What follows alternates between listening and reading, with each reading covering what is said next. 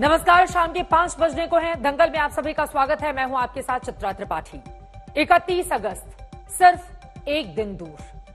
अफगानिस्तान में अमेरिका कल से आउट हो रहा है और इसी के साथ तालिबान के लिए अफगानिस्तान में खुला खेल फर्रुखाबादी शुरू हो रहा है।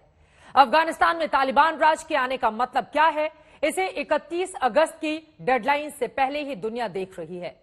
एक और काबुल में आज रॉकेट अटैक हुए जिसे अमेरिकी डिफेंस सिस्टम ने नाकाम किया है, तो वहीं दूसरी ओर नांगरहार में लादेन का साथी देखा गया है। लादेन का साथी नजर आया है डॉक्टर अमीन उल हक। तोरा बोरा में लादेन का सिक्योरिटी इंचार्ज था। वो अलकायदा के बड़े आतंकवादियों में से एक है। वो देखा गया है अफगानिस्तान में। सवाल यह है कि क्या तालिबान राज आने से अफगानिस्तान में दुनिया की कूटनीति परास्त नहीं हो रही है? क्या सुपर पावर अमेरिका हार नहीं रहा है? बहुत सारे ऐसे सवाल हैं जिनको लेकर हम चर्चा करेंगे, लेकिन उसके पहले यह रिपोर्ट देखिए।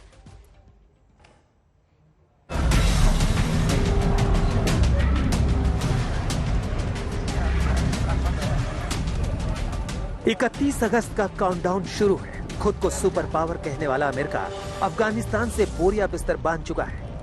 कहने को अमेरिका ने काबुल में ड्रोन अटैक कर हामिद करजई इंटरनेशनल एयरपोर्ट पर धमाके की साजिश को नाकाम किया। कहने को नंगरहार में उसने 26 जुलाई के हमले के प्लानर को ढेर किया। लेकिन अमेरिका अपने पीछे जिस अफगानिस्तान को छोड़कर जा रहा है, वहां हालात ये है कि अभी उसकी मौजूदगी में ही काबुल एयरपोर्ट को निशाना बनाकर आज 5 रॉकेट दागे गए। अमेरिका के एयर डिफेंस सिस्टम ने इन रॉकेट्स का निशाना अमेरिकी फौज को बनने से बचा लिया, लेकिन काबुल के हिस्से सिर्फ चिंगारियां आई हैं। According to eyewitnesses, rockets struck Salim Karwan neighborhood. Their outlet and building was hit by rocket and was partially damaged.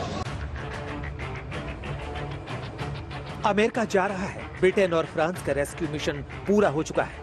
Bharat समेत दुनिया के तमाम देशों को अफगानिस्तान में अपने कूटनीतिक मिशन को रोकना पड़ा है, जबकि तालिबान राज में अफगानिस्तान अब खुलेआम आतंकियों का सत्कार करने में जुटा है।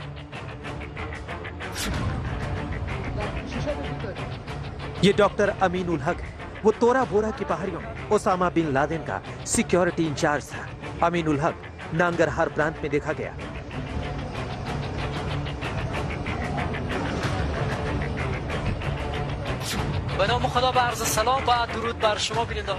जबकि अफगानी न्यूज चैनल के एक एंकर की ये तस्वीरें वायरल हुई हैं, जिसमें तालिबानी लड़ाकों ने स्टूडियो में उनसे गन पॉइंट पर यह कहने को मजबूर किया कि लोग तालिबान से सहयोग करें, डरे नहीं।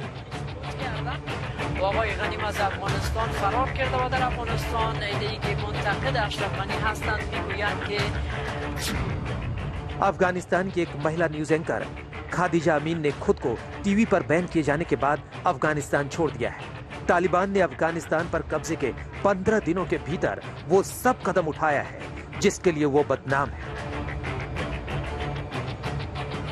यह हालात दुनिया की कूटनीति के लिए एक प्रश्न चिन्ह जैसा है। फिलहाल अमेरिकी एनएसए जेक सुलिवन ने ऐलान किया है कि 1 सितंबर से अफगानिस्तान में अमेरिकी दूतावास नहीं होगा। काबुल से अहमद नवीद काविश के साथ आज तक ब्यूरो।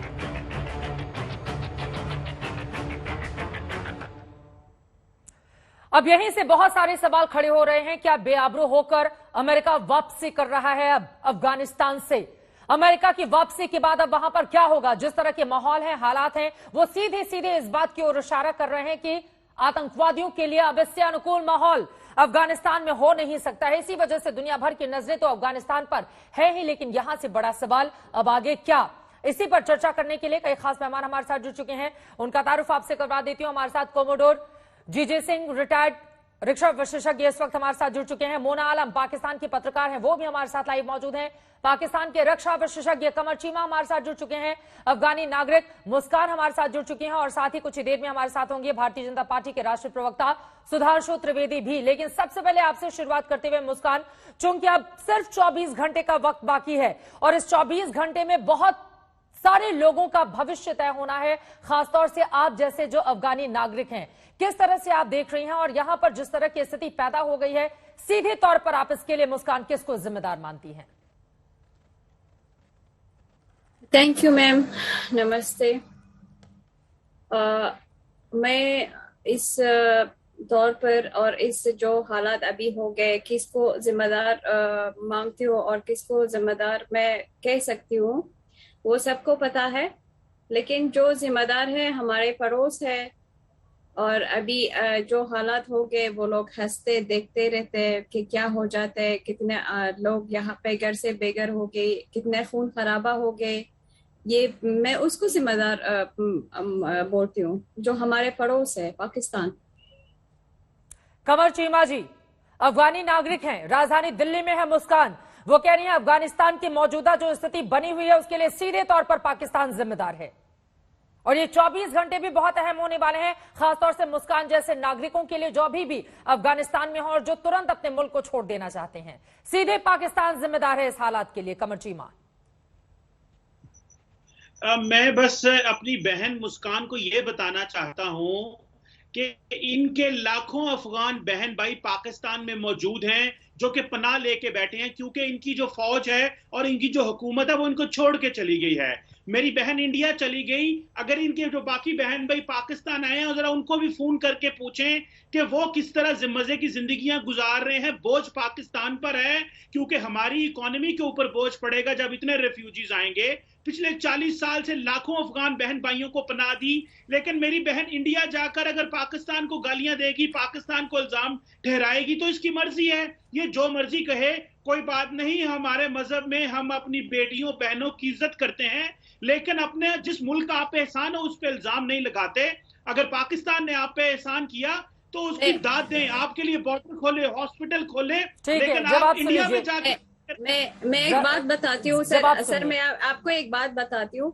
मैं इल्जाम नहीं लगाती हूँ, ये मेरा पर्सनली इल्जाम नहीं है, ठीक है। मैं पर्सनली इल्जाम नहीं लगाती हूँ, ये पूरा अफगान लोग का इल्जाम है, ये पूरा अफगान लोग बताती है, मैं नहीं बताती हूँ। जितने अफगान लोग वहां पे रह रहे, जितने लोग भी है, आप उससे पूछिए, वो लोग नहीं कहते हैं, क्योंकि वो वहां पर रह रहे, उनका मजबूरी है कि कुछ ना कहे। मेरा क्या मजबूरी है? ना कोई मुझे मजबूर कर रहा है, ना कोई फोर्स कर रहा है, ये तो है। कमर चीमा जी, आप लोगों को जरा भी शर्म नहीं आती है क्या इस बात को लेकर? अब जल्दी से मैं बता देती हूँ, मुस्कान के ऊपर तो आप सवाल खड़े कर रहे हैं, लेकिन सुनिए कान खोलकर। CSIS, एक सेकंड से आप मेरी बात सुनिए, उसकी रिपोर्ट बताती है कि 2014 में पाकिस्तान का रहने वाला हाफिज सईद खान, जिसने ISIS-K की नींव रखी थी, और वही गुनहगार है जब 200 से ज्यादा लोग मौजूदा वक्त में मारे गए हैं। तो आपको समझ में आती है कमर चीमा ये बात? सुधांशु त्रिवेदी भी हमारे साथ जुड़ चुके हैं। कमर चीमा एक एक करके बोलिए प्लीज। बरादर है वहाँ पे, मुल्ला बरादर जो वहाँ पे आया है, जो अभी मुल्ला बरादर के नाम से आया है काबुल अफगानिस्तान में, उसका ID क्या है? उनका ID क्या है? वो पाकिस्तानी है कि नहीं? वो पाकिस्तानी है कि नहीं? उसका आइडेंटिफिकेशन वो कहाँ से है?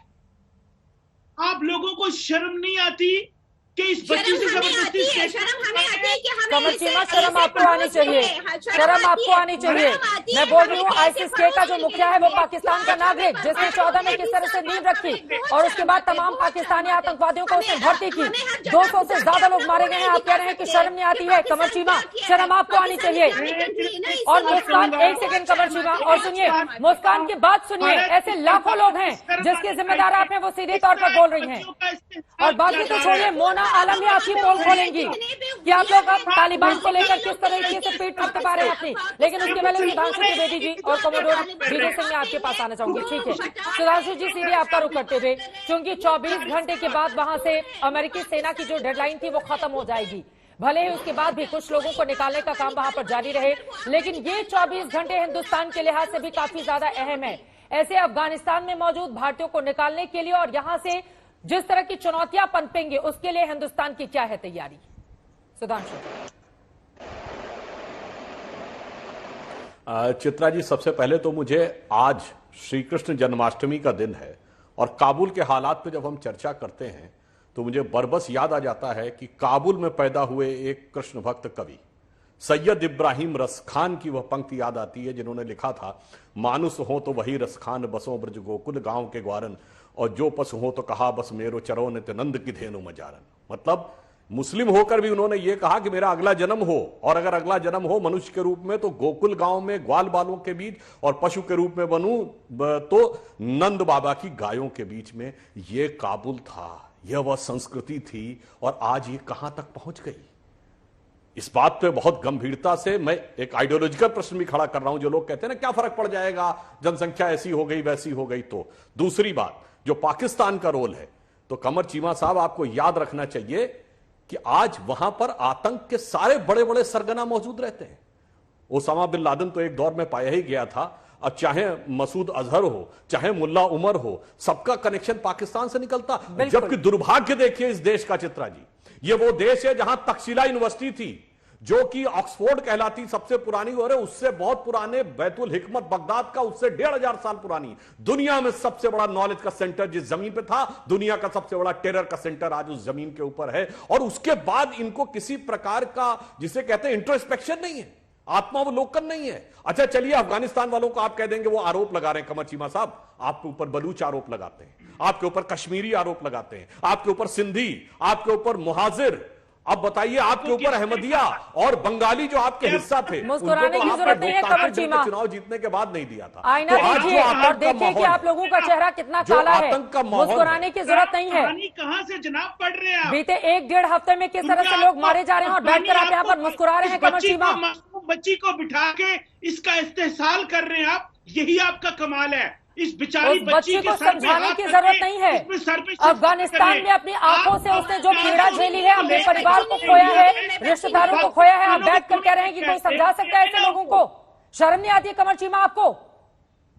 क्या खुद को उनका वजूद नहीं है कि उनको कोई समझाने जाएगा? आपको सुनना पड़ेगा, आपको सुनना पड़ेगा कमर चीमा, आपको सुनना पड़ेगा। और सुधांशु जी ने इतनी अच्छी बातें कही, कम से कम एक संवेदनशीलता तो आप ठीक है, मैं लौटूंगी। मोना आलम आपको दिखाएंगी, आईना आपको मोना आलम दिखाएंगी, लेकिन कोमोडोर जी जैसे ठीक है सीधी सा आपका रुख करते हुए, क्योंकि ये जो अगले 24 घंटे हैं वो काफी ज्यादा अहम रहने वाले हैं। ऐसे में किस तरह की चुनौतियां अब यहाँ से खड़ी होने जा रही है, मैं चाहूंगी उसके बारे में जल्दी से आप बताइए हमारे दर्शकों। देखिए मैं एक चीज पहले बताना चाहता हूं, जिस चीज को अभी त्रिवेदी साहब कह रहे थे, मैं ये कहना चाहता हूं कि जिसको पंजशीर कहते हैं वो इलाका एक्चुअली उसका जो असली नाम है वो हिंदू कुश है।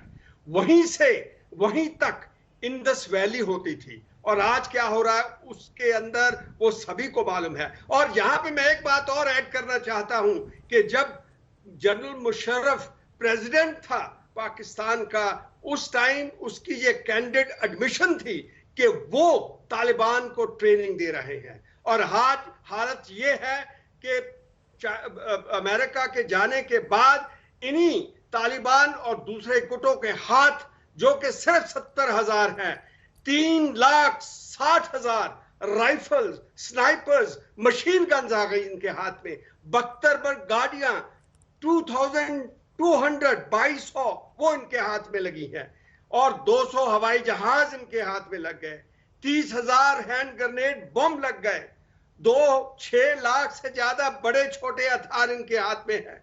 और जितना गोला बारूद है वो अभी उससे आ रही खबरें आई है कि वो पाकिस्तान की ISM military through Balochistan, through that border crossing से वो पाकिस्तान ले गए हैं। तो सबसे बड़ी जो प्रॉब्लम आने वाली है कि ये दुनिया का सबसे बड़ा गढ़, एपिसेंटर बन जाएगा, और इसका एक बहुत बड़ा इंटरनेशनल चैलेंज बनेगी। ये पाकिस्तान जो है ये तो एक ऐसा पेड़ है जिसकी ये सब ब्रांचेस है, और उसकी जड़ जो है वो पाकिस्तान की मिलिट्री और ISI है, जिनके रिटायर्ड फौजी और JCOs ऑफिसर्स सब इनको ट्रेनिंग देते हैं। मुझे पूछिए कि इनको ट्रेनिंग कहां से आती है, किनको ये बनाते हैं मिलिशिया?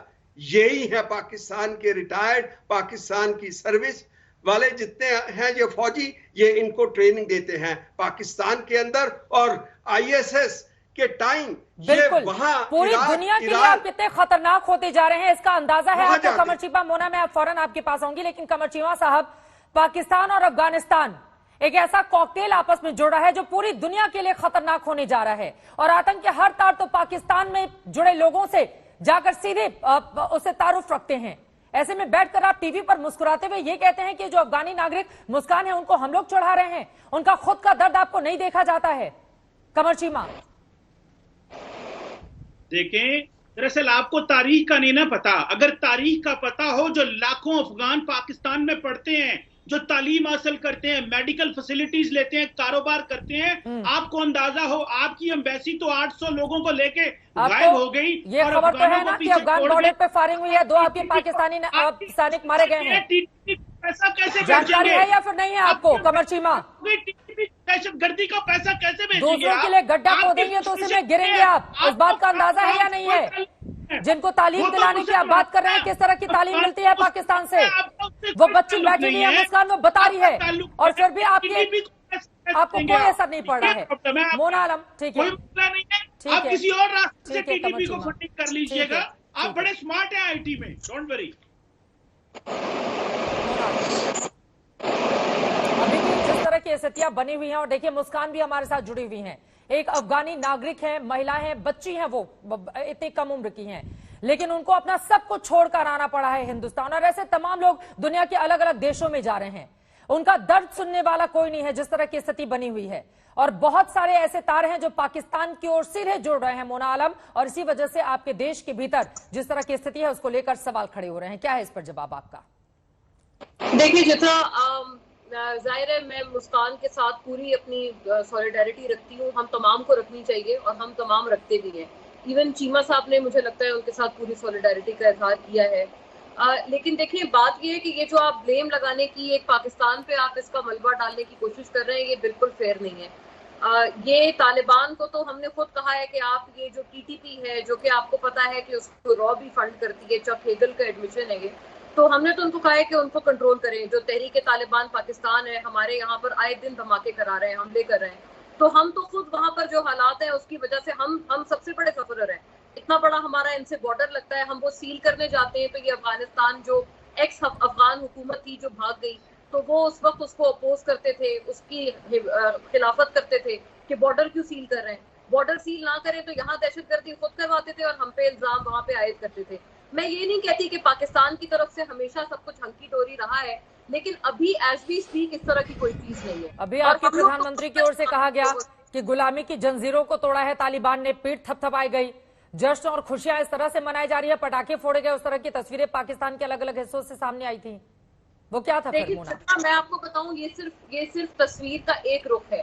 तस्वीर का दूसरा रुख ये है कि यहाँ पर तालिबान के खिलाफ बाकायदा प्रोटेस्ट भी हुए हैं। ये भी चीजें हैं, ये हमारी अपनी सिविल सोसाइटी ने किए हैं। हमारी बड़ी बड़ी ऑपोजिशन पार्टीज हैं जो कि इसकी बहुत खुल के खिलाफत कर रही हैं, जैसे पीपल्स पार्टी है, एएनपी है, हमारी बड़ी बड़ी ये पार्टीज हैं जो यहाँ मल्टीपल दफा हुकूमत कर चुकी है पाकिस्तान में, फेडरेशन में। तो ये चीजें ऐसी बात नहीं है कि ये आप सिर्फ तस्वीर का एक रुख दिखाएं। हाँ, मैं मानती हूँ यहाँ पर सिंपैथाइजर्स भी हैं इस तरह की सोच के, वो गलत लोग हैं, मैं सच्ची आपको बात बता रही हूँ। मुस्कान आपकी बात से सहमत नहीं है? मुस्कान वो कुछ जोड़ना चाह रही हैं? जी जरूर। नहीं, मैं एक बात बताना चाहती हूँ। जो इन्होंने बोल रहे हैं अपने देश से तरफदारी कर रहे हैं, जो आपका देश का साइड ले रहे हैं, तो ठीक है, उनका देश है, लेकिन ये मैं इल्जाम भी नहीं लगा रही हूँ, कोई हमें फोर्स भी नहीं कर रहे। दुनिया को पता है वो कहाँ से ट्रेन होते हैं, कहाँ से आते हैं तालिबान, और कहाँ पे कौन से कंट्री उनको सपोर्ट किया है। ठीक है कि ये मैं बताती हूँ, लेकिन ये मैं आप सोचिए कि मैं पूरे अफगान लोग की तरफ से बताती हूँ, पूरे अफगानिस्तान के लोगों की तरफ से अपनी आवाज बुलंद कर रही हैं, और इस बात को समझना चाहिए। मोना देखिए, पहले आपने ही कहा था कि आखिर किस बात का जश्न मनाया जा रहा है पाकिस्तान के भीतर, अब आपका ही कहना है, क्योंकि आपके अगर प्रधानमंत्री की ओर से इस भाषा का इस्तेमाल किया जाएगा कि गुलामी की जंजीरों को तोड़ा है एक आतंकी संगठन को, इस तरह का सपोर्ट, फिर उसके बाद पाकिस्तान पर सवाल कैसे नहीं उठेंगे? वो बात मैं आपको पहले ही बता चुकी थी, और मेरा उस पर यही आपके साथ कंटेंशन था कि अगर वो यूएस की बात कर रहे हैं कि उनकी गुलामी की जंजीरें तोड़ दी है, तो वो तो ठीक कह रहे हैं ना। ये तो आपने भी कहा है कि यूएस वहां से भाग गया है और हर किसी को उन्होंने अपने हाल पे छोड़ दिया है। उनके तो वहां जो ट्रूप्स जो मारे जा रहे हैं उनको हम अपने यहाँ पनाह दे रहे हैं, तो उसके ऊपर उल्टा हमारे ऊपर इस पे क्रिटिसिज्म हो रहा है, तो ये बात सही नहीं है। अच्छा, एक बात है, आप इसके पीएम चला रहे हैं ना पाकिस्तान को, फिर उन्हीं की बात सबसे ज्यादा अहम हो जाती है कि उनका रुख क्या है। आम पाकिस्तानी की जो भी आवाज हो, लेकिन प्रधानमंत्री की ओर से अगर इस तरह के शब्दों का इस्तेमाल किया जाएगा तो उस मुल्क का चार चरित्र और चेहरा क्या है वो दुनिया के सामने होगा। सुधांशु त्रिवेदी जी, आपकी टिप्पणी, उसके बाद जी सिंह जी, मैं आ रही हूँ आपके पास। सुधांशु जी, नुकसान है। वो कह रहे हैं कि पाकिस्तान के भीतर भी बहुत सारी ऐसी आवाजें हैं जो तालिबान के खिलाफ में बुलंद हो रही हैं। बिल्कुल हो रही है, प्रोटेस्ट हो रहे हैं इधर। यहाँ पर देखिए, हकीकत तो यह है कि पाकिस्तान का जो आवाम है, जो पाकिस्तान की जनता है, उसका तो आज तक कभी हित हुआ ही नहीं। मतलब मैं एक पाकिस्तानी थिंकर का कोट कर रहा हूं जिसने अमेरिका में मुझसे कहा था, नाम लेने की यहां जरूरत नहीं है, उनसे पूछा मैंने कि इतने साल की आजादी के बाद आपको क्या लगता है, पार्टीशन के बाद आपने क्या हासिल किया? तो जानते क्या बोले, हम आजाद हुए ही कब? मैंने कहा मतलब, कहा आजादी से पहले लंदन की हुकूमत जो तय करती थी वो हमारा मुस्तकबिल होता था, फिर वॉशिंगटन की हुकूमत जो तय करती वो हमारा मुस्तकबिल होता था, अब बीजिंग तय करता है।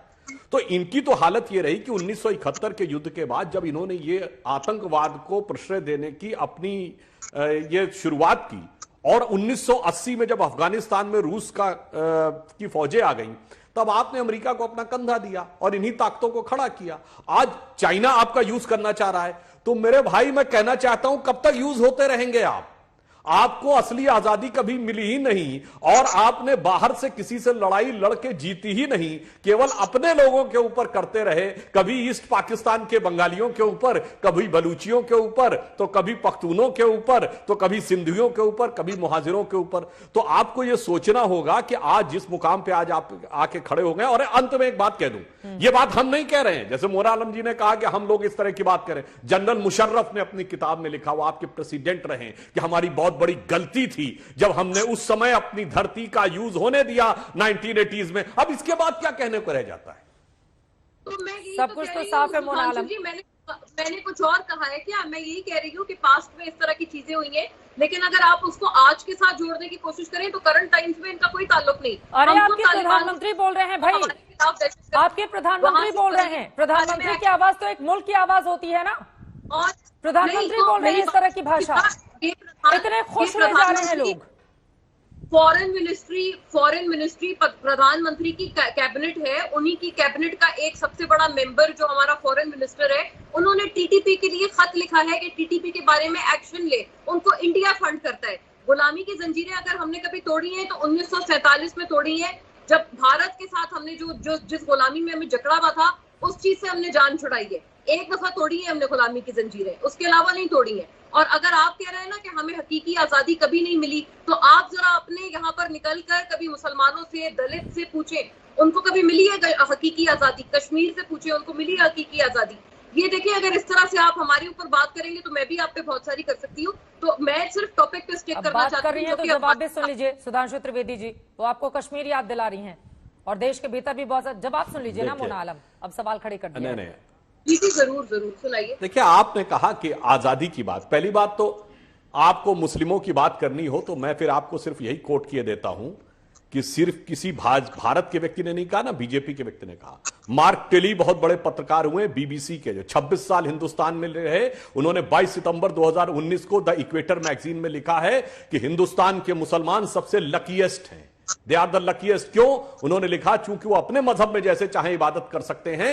उन्होंने एग्जाम्पल दिया कि मैं दिल्ली के निजामुद्दीन एरिया में रहा, एक तरफ हजरत निजामुद्दीन औलिया की दरगाह और उसके सामने तबलीगी जमात का ऑफिस था। उन्होंने कहा कोई मुस्लिम देश होता तो 26 साल ये दोनों एक साथ नहीं रह सकते थे। ये इसलिए हिंदुस्तान के मुसलमान सबसे लकी हैं कि वो यहां पर रह सकते हैं। अब ये बताइए, हमारे जमाने में जहां सूफी मजारे होती थी, सूफियों के 4 सिलसिले थे, नक्शबंदी, सोहरावर्दी, चिश्ती और कादरी। आज कितने बचे कश्मीर में, कितने बचे अफगानिस्तान में, और कितने बचे पाकिस्तान में?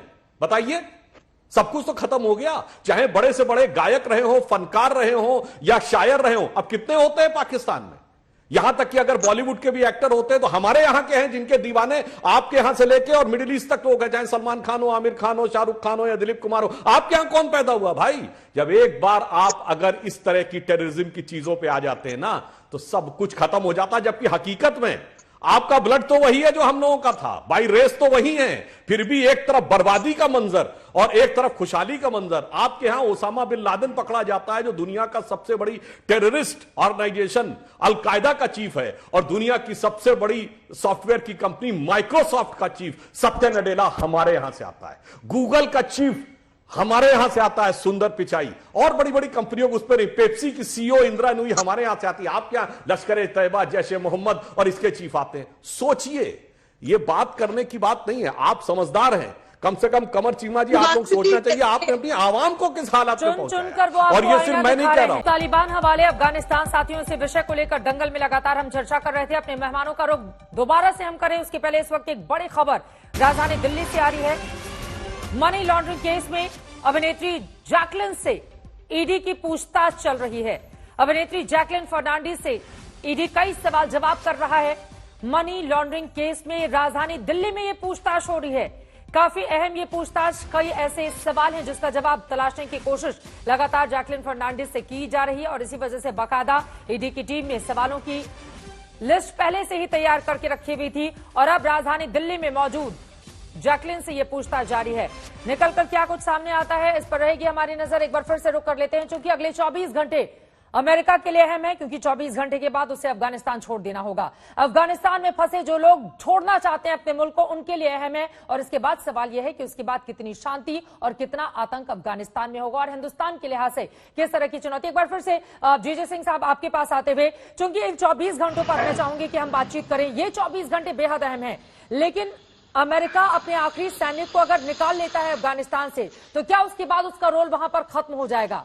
क्योंकि बिना किसी शर्त के उसकी जिस तरह की वापसी हो रही है, उसने न सिर्फ अमेरिका की पोल खोली है, बल्कि अफगानिस्तान के आम लोगों को लेकर भी बहुत सारे सवाल, उनकी जिंदगी, उनका भविष्य क्या होगा, सब कुछ अधर में है। बिल्कुल आप ठीक कह रही हैं। सबसे पहले मैं कहूंगा कि ये 24 आवर्स 24 घंटे हैं, सबसे ज्यादा क्रिटिकल हैं, क्योंकि ये 24 घंटे में जो IS के इस्लामिक स्टेट खुरासन है वो कोशिश करेगा कि अमेरिका की जाने के साथ उनके मैक्सिमम जो ट्रूप्स हैं, सिपाही जवान हैं वहां पे, उनको मारा जाए, क्योंकि वो बदला लेना चाहते हैं। क्योंकि जब वो सीरिया और दूसरे इराक जैसे देशों में ISIS के साथ लड़ रहे थे, तो अमेरिका ने उनके ऊपर बहुत बॉम्बिंग की थी, उनकी बहुत कैजुअल्टी की थी। तो इसलिए ये बदले की भावना से वो चाहेंगे कि मैक्सिमम इनको डैमेज, इनके सिपाहियों को ऊपर अटैक किया जाए, कैजुअल्टीज की जाए। दूसरी बात, अमेरिका के लिए ये छोड़ना बहुत ही मुश्किल काम होगा, क्योंकि इस टाइम अगर वो निकल जाता है तो उसके बाद जो उसका रोल होता है, जैसे खबरें आ रही हैं कि वो अपनी एम्बेसी वहां पे नहीं लगाएगा। अगर वो अपनी एम्बेसी नहीं लगाता तो वो जरूर ये जो अलकायदा है, जहाँ ये खुरासन है, जहाँ दूसरे जो आतंकवादी हैं, जहाँ गुट हैं, उनके ऊपर अपने अटैक शुरू करेगा। और मेरा ये मानना है कि जो अमेरिका है वो कुछ देर के लिए डाउन है पर आउट नहीं है। वो फिर मुझे लग रहा है कि विद आयरन हैंड इन सभी गुट के ऊपर अपनी बम्बारमेंट शुरू करेगा, एक बहुत ही फोर्सफुल तरीके से इनके ऊपर एक्शन लेगा। क्योंकि जो खुरासन है वो मानता है कि तालिबान जो है वो सॉफ्ट, अभी नरम जिहाद कर रहा है। उनका जो विवाद ये तालिबान के साथ है वो ये है, वो कहते हैं कि आप लोगों ने अमेरिका के साथ सौदागिरी की है, आप उनके पिट्ठू हैं, आप उनके साथ मिल चुके हैं, इसलिए ये इन दोनों गुटों के अंदर एक बहुत बड़ा डिवीजन हो चुका है। साथ में अलकायदा वाले आ चुके हैं और पहले ही बहुत भारी गढ़ रहा है ये फाइटर्स का। और जितने ये दुनिया के आतंकवादी गुट हैं, ये उनके लिए एक सुरक्षित पनागाह होता हुआ चला जा रहा है। यही तो बात है कि स्थिति, और हिंदुस्तान के लिए चूंकि भारत भी आतंक से पीड़ित रहा है, ऐसे में हमारे लिए भी चुनौतियां कहीं ज्यादा बढ़ जाती है। सुधांशु जी, एक आपका कमेंट में चाहूंगी, ये 24 घंटे काफी ज्यादा अहम है। ऐसे में हिंदुस्तान के जो लोग वहां पर हैं उनको लाने में कितना वक्त और लगेगा, कुल कितने लोग फंसे हुए हैं, और इसके साथ ही सवाल उन हिंदू और अफगानी सिख नागरिक को लेकर जो अफगानिस्तानी मूल के हैं, जिन्होंने रजिस्ट्रेशन बकायदा करवा के रखा हुआ है भारतीय एम्बेसी में, उन लोगों के लिए आगे क्या है प्लान भारत सरकार का? देखिए, जो आपने बताया लगभग 250 के लगभग ऐसे सिख और हिंदू हैं जो कि अफगानी नागरिक हैं, जिनको कि तालिबान ने वहां से जाने से मना कर दिया है और उनके पास सारे कागजात हैं, परंतु वो अभी तक बाहर नहीं निकाल पा रहे हैं। भारत सरकार का पूरा प्रयास चल रहा है और काबुल एयरपोर्ट की संवेदनशील स्थिति को देखते हुए अन्य रास्तों से भी कैसे लाया जा सकता है, उन बारे में भी सरकार पूरी तरीके से सतर्कता से नजर रखे हुए है। अभी जनरल जेजे सिंह जी ने जो बात कही उस पर मुझे एक बात ध्यान आई देखिए, अमेरिका यदि यहां से कल विड्रॉ कर जाता है तो ये अमेरिका की जो ग्लोबल पॉलिटिक्स है उसके लिए बहुत बड़ी चुनौती होगी। क्यों? क्योंकि अफगानिस्तान के एक तरफ ईरान है, ईरान से अमेरिका के संबंध वैसे ही खराब हैं। दूसरी तरफ पाकिस्तान है जिसके ऊपर चाइना का इन्फ्लुएंस आज अमेरिका से ज्यादा है, और यदि अफगानिस्तान पर उसका कंट्रोल खत्म हो जाता है तो फारस की खाड़ी के मुहाने पर अमेरिका के जितने भी स्ट्रेटेजिक कंट्रोल है वो बहुत कमजोर पड़ जाएगा, और जो कि यूरोप के साथ व्यापार करने का सबसे मुख्य मार्ग है। दूसरी समस्या यह आएगी कि यदि एक बार यह संदेश चला गया कि अमेरिका को परास्त और पराजित करके वापस भेजा जा सकता है, तो जहां जहां ये लड़ाइयां हो रही हैं, इराक में, सीरिया में, लीबिया में, वहां के लोगों का जो आतंकवादी गुट है उनका हौसला बढ़ जाएगा और अमेरिका के लिए ये बहुत बड़ी समस्या हो जाएगी। इसलिए मैं कह रहा हूं आज ये मेरे विचार से पोस्ट कोल्ड वॉर यानी सोवियत संघ के विघटन के बाद के दौर में यह अमेरिका के लिए सबसे बड़ी कूटनीतिक चुनौती है कि वो अफगानिस्तान में क्या करता है। जैसा कि सिंह साहब ने कहा, हो सकता है उसे कुछ ना कुछ वापस लौट के आके या किसी अन्य रूप में यहां पे हस्तक्षेप रखना पड़े, अन्यथा उसे भारी कूटनीतिक हानि हो सकती है। यकीनन ये महत्वपूर्ण बात है। कमर चीमा साहब, अब आपका सीधे रुख करते हुए, चूंकि आप पाकिस्तान के डिफेंस एक्सपर्ट भी हैं, इस वजह से बहुत सारे सवाल आपसे मैंने पूछे। अब जरा जिस तरह की स्थिति इस वक्त वहां पर बनी हुई है, बताइए हमारे दर्शकों को इसके बाद कितनी शांति और कितना आतंक होगा अफगानिस्तान में। देखें, इस वक्त जो सिचुएशन नजर आ रही है वो तो ये है कि अमेरिका और उसके इत्तेहादी तो ये समझ रहे हैं कि शायद तालिबान को उनको एक डिफेक्टो रिकग्निशन दे देनी चाहिए। जब तक तालिबान अपने आप को उन मयार पे नहीं लेके आते जो मगरब कहता है, फॉर एग्जाम्पल औरतों को आजादी देंगे, मीडिया फ्रीडम देंगे, बाकी जो ग्रुप्स हैं उनको भी मेन स्ट्रीम करे, अगर एक इंक्लूसिव गवर्नमेंट एस्टैब्लिश की जाती है जिसमें वो धड़े जो माजी में हुकूमत में रहे उनको भी कुछ आप पावर शेयरिंग करें, तो तालिबान के लिए एक इंपॉर्टेंट चीज बन जाएगी। हाँ, एक इंपॉर्टेंट चीज है वो ये है कि अमेरिका अपने इत्तेहादियों के साथ या खुद अफगानिस्तान में ड्रोन स्ट्राइक करता रहेगा अगेंस्ट इस्लामिक स्टेट, और शायद अफगानिस्तान में तालिबान की कैपेसिटी बिल्डिंग करे ताकि वो दाइश को खत्म करे। और जिस तरह इराक में और पूरी दुनिया में उन्होंने कहा, जिससे जलसा भी बात कर रहे थे कि al Qaeda is downgraded but not eliminated, downgrade जरूर हुई है। सो अलकायदा एंड दाइश जो है वो बड़े थ्रेट रह जाते हैं। तालिबान जो है उनको उन्होंने व्हाइट वॉश करके थोड़ा बहुत लेपापोची करके उन्होंने मेन स्ट्रीम कर लिया है। So I think the future seems Daesh is a bigger threat for everyone, क्योंकि दाइश सेंट्रल एशिया और साउथ एशिया में भी अपने फुटप्रिंट्स चाहता है, इवन डाउन टिल श्रीलंका से लेके ऊपर central Asian states. So that's a bigger thing which they are doing. उनके बंदे कोई नहीं है, 1000-1500 लोग हैं उनके पास, लेकिन फिर भी they are very lethal and they are threat to the regional security. ठीक है, अब जरा वो तस्वीरें हम दिखाएंगे। आप कह रहे हैं कि मीडिया की आजादी को लेकर तालिबान की ओर से प्रोमिसेस किए गए हैं, जरा वो तस्वीरें दिखाइए। एक न्यूज एंकर जब एंकरिंग करने के लिए बैठा हुआ था, इन्होंने तो छोड़ दिया है, तालिबान ने काम करने से रोका तो इन्होंने अपना मुल्क ही छोड़ दिया। और ये तस्वीर देखिए, अफगानी न्यूज चैनल में तालिबानी लड़ाके पीछे हथियारों के साथ, और सामने एक न्यूज एंकर एंकरिंग कर रहा है। मोना आलम जी, आप भी एंकरिंग करती हैं पाकिस्तानी न्यूज चैनल पर, अगर पीछे इस तरह से आतंकवादी खड़े हो जाएं, ये तालिबानी लड़ाके हैं जिनके हाथों में बंदूक है, तो फिर कितनी शांति की उम्मीद यहां से की जा सकती है अफगानिस्तान में? हाँ चित्रा, ये मेरे लिए बहुत बड़ा कंसर्न है, मेरे लिए बहुत बड़ी परेशानी है ये, और हम सब के लिए होनी चाहिए, तमाम जर्नलिस्ट के लिए दुनिया भर में, और है भी कि अफगानिस्तान में अब वो कितना फ्री मीडिया या फ्री प्रेस को अलाउ करते हैं। बदकिस्मती से अभी तक जो इत्तलात आ रही है वो अच्छी नहीं है। हमें कुछ ऐसी फीमेल एंकर्स का भी पता है जो टोलो न्यूज से हैं और हमारी कॉलीग्स हैं इन दिस कैपेसिटी, जिनको नहीं काम करने दिया गया, जिनको घर भेज दिया गया, और फिर उनके ऊपर वो हिजाब की जो पाबंदी, उसके बाद भी वो भी उन्होंने बेचारों ने किया, फिर भी नहीं। तो ये बहुत अफसोस की बात है। फिर इस किस्म की चीजें हम देख रहे हैं कि सिंगर्स को अटैक करना, मीडिया को अटैक करना। फिर मैंने भी एक जर्नलिस्ट, एक मेल जर्नलिस्ट का पढ़ा ट्विटर पे कि किस तरह से उनको प्रॉपर्ली, उनको बाकायदा उनको रॉब किया गया, उनसे चीजें उनकी छीनी गई, उनको मारा पीटा गया। तो ये बहुत अफसोस की बात है।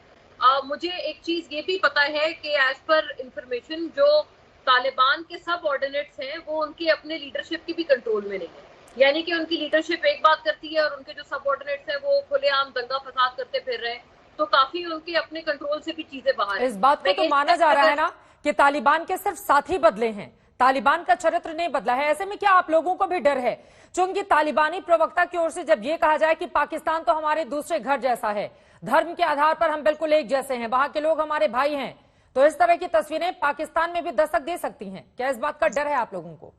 अगर वो वाकई हमारे भाई है तो हमारे ऊपर हमला करने से रोकेंगे अपने साथियों को। वो अभी तक उन्होंने नहीं किया है, तो उनको ये साबित करना होगा। और बिल्कुल हमारा मजहब एक है, इसमें कोई शक नहीं, लेकिन हम उनकी तरह एक्सट्रीमिस्ट नहीं है और ना हमारे लोग हैं। हमारे लोग भी सिर्फ लिबरल पार्टीज को, डेमोक्रेटिक पार्टीज को वोट देते हैं। यहाँ पर इस तरह की जो एक्सट्रीमिस्ट पार्टीज होती हैं वो सिर्फ लाइमलाइट ले पाती हैं, थोड़ी सी मीडिया अटेंशन ग्रैब करती हैं और इससे ज्यादा कुछ नहीं। तो हम में और उनमें बहुत फर्क है। जो इस किस्म के रेडिकल एलिमेंट्स हैं हमारी तरफ भी वो बहुत कम है, लेकिन जो वो हैं उनके ऊपर भी मुझे अफसोस होता है। इस तरह की तस्वीरों के खिलाफ खुलकर बोलना ही होगा मोना आलम, क्योंकि हम सब जानते हैं, जैसा कि सुधांशु जी ने भी कहा, जो आम पाकिस्तानी है उसको उसका अधिकार तो कभी मिला नहीं, लेकिन इस बात का डर और खौफ है हर जगह कि तालिबान ने जिस तरह कहा है पाकिस्तान तो हमारा दूसरा घर है। सुधांशु त्रिवेदी जी, उसके इस बयान को किस तरह से देखते हैं? और यकीनन तालिबान अपना दायरा भी अब बढ़ाते हुए चला जा रहा है, बातचीत भी हो रही है, जश्न की तस्वीरें भी सामने आ रही हैं, और यहां से हिंदुस्तान अपने लिए किस तरह के सबक देख रहा है? सुधांशु जी। देखिए, जैसा कि अभी आपने कहा कि तालिबान ने कहा कि पाकिस्तान के लोग हमारे भाई हैं, तो चित्रा जी वो हिंदी की कहावत आपको याद होगी, ये लोग निश्चित रूप से भाई हैं पर ये मौसेरे भाई हैं।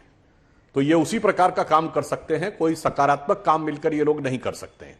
जहां तक भारत की बात है, निश्चित रूप से ये हमारे लिए एक चिंता का विषय है, क्योंकि जब हमारे पड़ोस के क्षेत्र में इस प्रकार की अस्थिरता आती है, और हम ये मानते हैं इसका पाकिस्तान पर भी गहरा प्रभाव पड़ेगा, चाहे शॉर्ट टर्म में पाकिस्तान को कितना भी अच्छा लगे, यही ताकते। क्योंकि जो अभी बात कही गई कि तालिबान कोई एक सिंगल कमांड से गवर्न होने वाली चीज नहीं है, उसके अंदर बहुत फैक्शंस हैं। और तालिबान के अमेरिका के जाने के बाद कोई तालिबान की सत्ता की सार्वभौमिकता यानी सोवेनिटी को स्वीकार कर लेगा, ऐसा भी नहीं है। आईएसआईएस के आके खड़ा हो गया है। तो अभी तो यहां बहुत लड़ाई होनी है, और उस लड़ाई में पाकिस्तान किसको अपना भाई मानेगा और किसको अपना दुश्मन मानेगा, ये उनके लिए सोचने का विषय होगा। परंतु हमारी चिंता का विषय यह है कि कश्मीर और हमारे जो सीमावर्ती क्षेत्र हैं वहां पर इस प्रकार की शक्तियां न सक्रिय होने पाए, इसके लिए भारत सरकार काफी सतर्कता, सजगता, जिसमें कि मैनुअल और जो टेक्नोलॉजिकल सर्वेलेंस है, इन दोनों ही चीजों के ऊपर बहुत दृढ़ता के साथ सक्रिय है, और कई सारे योजनाएं भी बनाई जा रही हैं कि किस ढंग से यदि किसी प्रकार का इन्फ्लक्स होता है तो हम उसको रोकने में सफल हो। अभी वहां रोकना मतलब आग से खेलने जैसा होगा जीजे सिंह। और इसी के साथ अगला सवाल,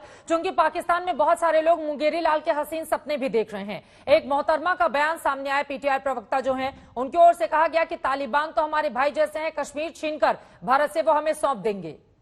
तो ये जिस तरह का सपना भी कुछ लोग देख रहे हैं, उनके लिए क्या कहना चाहेंगे आप? देखिए, जितने ये सपोर्टर्स हैं इन गुटों के, पाकिस्तान की पॉलिटिकल एस्टेब्लिशमेंट के अंदर आर्मी और आईएसए तो है ही है, उन सब के दिलों के अंदर लड्डू फूटे थे जब ये तालिबान काबुल में आ गया। वो सभी खुश थे, जैसे आप अभी उनके इमरान खान की बात कर रही थी। तो ये जो लोग हैं ये सभी एक सूत्रधारी हो जाएंगे। मगर यहां पे सबसे जो इंपॉर्टेंट बात यह है कि इन सभी लड़ाकों को उस्ताद जो हैं, उनको ट्रेनिंग देने वाले हैं, वो यही हैं, वो तो पाकिस्तान में है। जो अगर हम इंटरनेशनल टेररिज्म को एक पेड़ की तरह देखें तो ये सब उसकी एक पेड़ की ब्रांचेस हैं, और उनकी जड़ जो है वो पाकिस्तान के अंदर है। तो इसलिए ये पाकिस्तान के अंदर जो खुशी होती है, एक जो ये सेलिब्रेट करते हैं जब तालिबान के साथ बात करते हैं, और जब इस्लाम की बात होती है, और जब जैसे ये कह रहे हैं कि तालिबान हमारे भाई हैं, जैसे टीटीपी है, टीटीपी इनके लिए बुरा लग रहा है इनको, क्योंकि उन्होंने पेशावर के ऊपर जो पब्लिक स्कूल था इनका, वहां पे बच्चे मार दिए थे, क्योंकि इन्होंने एक ऑपरेशन ये पश्तून्स के ऊपर चलाया था, जिसके ऊपर इन्होंने कारपेट बॉम्बिंग की। ठीक है सर, ये महत्वपूर्ण बात आपने कही है। यही तो सवाल है कि पाकिस्तान को बार बार दुनिया के तमाम मुल्क, हिंदुस्तान समेत, आईना दिखाते हैं, लेकिन उसके हुक्मरान सुधरने का नाम क्यों नहीं लेते? क्योंकि यकीनन अगर दूसरों के लिए आप गड्ढा खोदेंगे तो खुद उसमें सबसे पहले गिरेंगे। लेकिन इसी के साथ सवाल यह भी खड़ा हो रहा है कि तालिबान में जिस तरह की स्थिति इस वक्त पैदा कर दी है, उसके बाद आगे क्या होगा? अगले 24 घंटे काफी ज्यादा अहम, और पल पल वहां पर आतंकवादी खतरा मंडराता हुआ।